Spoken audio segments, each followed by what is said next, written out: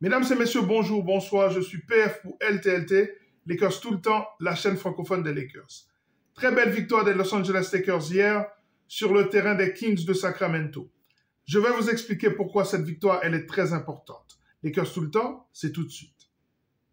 Step 1, wake up early, gonna rise with the sun. Step 2, get some good, some food in you. Step 3, think real hard about what you wanna be.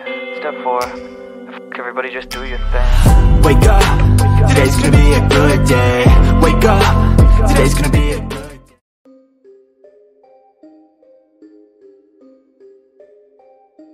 Quelle est l'identité de cette équipe des Lakers? Depuis le début, on a essayé de comprendre quel était l'ADN de cette équipe des Lakers. Est-ce que c'était plutôt une ADN défensive, offensive, une équipe de jump shooter, une équipe de bully ball? Et bien sur les 4 derniers matchs des Lakers, on commence à avoir des éléments de réponse. En effet, depuis le 6 décembre, cette défaite face à Atlanta, eh bien les Lakers ont pris très peu de points face à des équipes qui normalement en inscrivent beaucoup. Regardez plutôt. Le 8 décembre, seulement 98 points encaissés. Le 13, face aux Timberwolves, certes dans une défaite, eh bien ils n'ont encaissé que 97 points, donc en dessous des 100 points. Ensuite, face aux Grizzlies de Memphis, qui est une équipe particulièrement efficace offensivement, eh bien seulement 110 points encaissés. Il faut noter que ce match était pour moi le match le mieux abouti pour les Lakers défensivement, tant ils avaient trouvé des solutions face à des problèmes posés par cette équipe des Grizzlies, notamment le fait d'avoir inséré un joueur comme Max Christie dans le 5 de base pour défendre face aux meneurs rapides et efficaces. Et si ça, c'était la solution pour l'équipe des Lakers, en attendant éventuellement un trade. Eh bien hier, les Lakers n'ont encaissé que 100 points face à une équipe qui inscrit normalement beaucoup de points par match. Pour rappel, avant ce match, les Kings inscrivaient 118 points par match et les garder à 100 points sur leur terrain, eh bien c'est un exploit défensif énorme. Eh bien, ainsi, c'était devenu la nouvelle identité des Lakers. Ça, c'est une question qu'il va falloir garder à l'esprit. Et bien sûr, l'un des éléments qui explique pourquoi cette victoire des Lakers est très importante, eh bien, c'est le fait d'avoir confirmé ses performances en défense.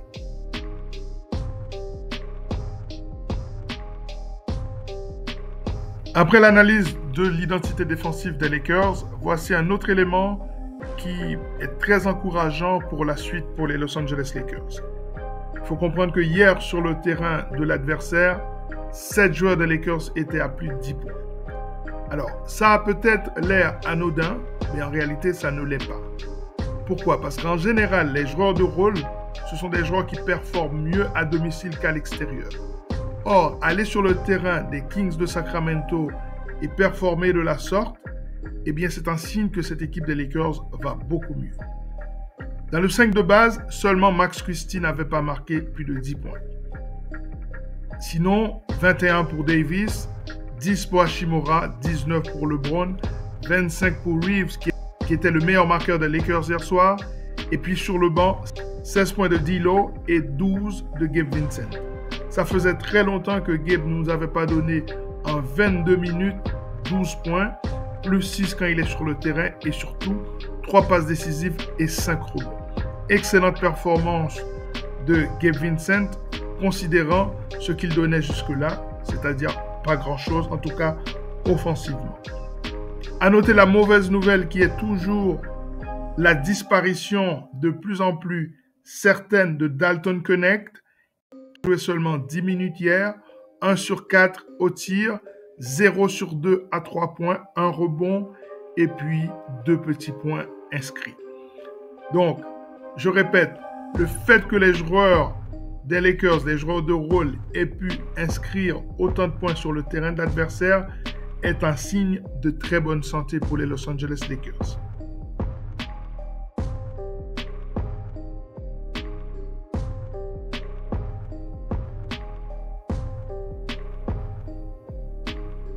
Et toujours dans le même ordre d'idées, le fait que LeBron James, qui est certes à 34 minutes jouées par match, d'ailleurs qui a battu le record du plus grand nombre de minutes jouées par un joueur NBA, eh bien le fait qu'il ait joué bien sûr 34 minutes, n'est inscrit que 19 points et qu'il soit à plus 13, eh bien c'est aussi un bon signe.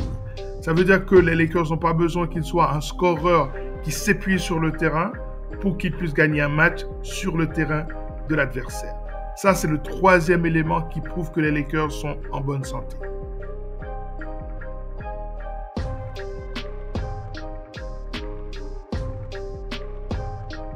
Revenons sur le coaching.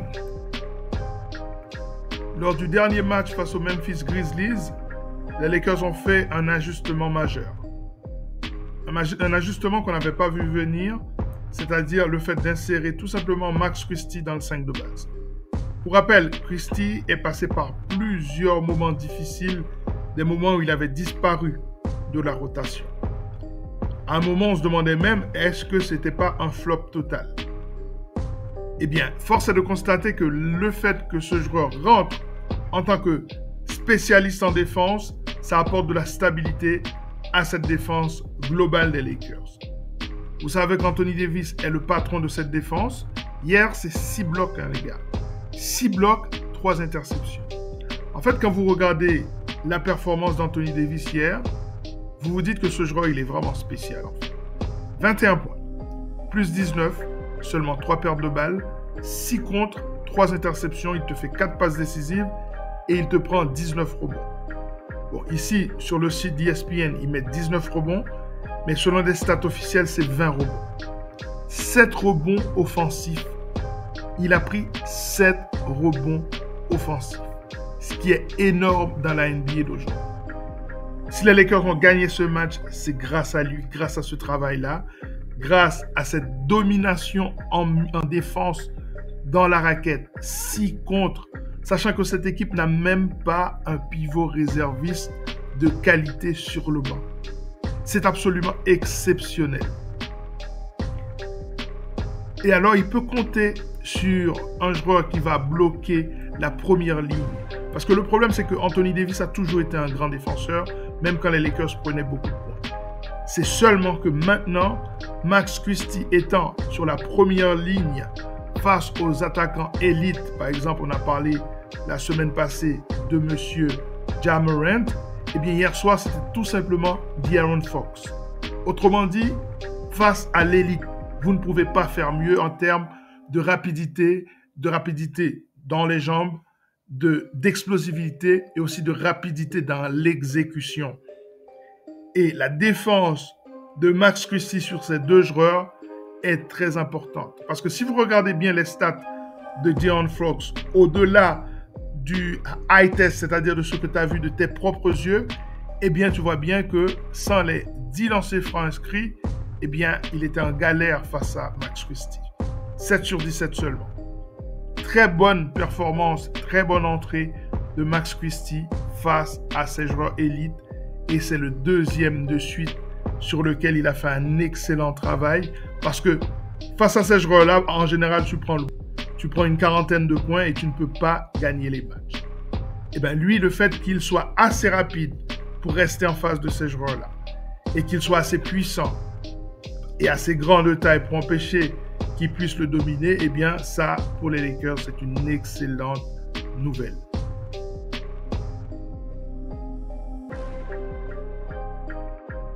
Le prochain match des Lakers, c'est demain, face à ces mêmes Kings et sur le même terrain. Eh bien, il va falloir essayer de faire la même chose. Sachant que c'est très difficile de battre ce genre d'équipe 2 fois de suite sur son terrain, on pourrait peut-être parier sur ce qu'on appelle une défaite de calendrier face aux Kings de Sacramento, mais sait-on jamais.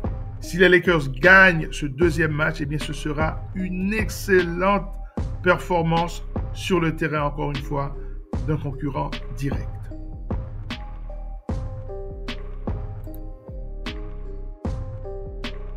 Voilà, c'en est terminé pour cette émission consacrée à cette belle victoire des Los Angeles Lakers sur le terrain de Sacramento.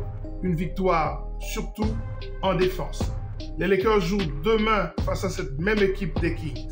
Espérons que les mêmes causes vont produire les mêmes effets.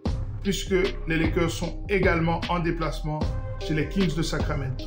Une victoire chez les Kings va permettre aux Lakers de monter encore plus dans le classement et dépasser les Nuggets qui sont à la 6e place. Les Lakers sont, eux, à la 7e place. Vous savez qu'à l'Ouest, chaque victoire est extrêmement importante, surtout face à des concurrents directs. À très bientôt.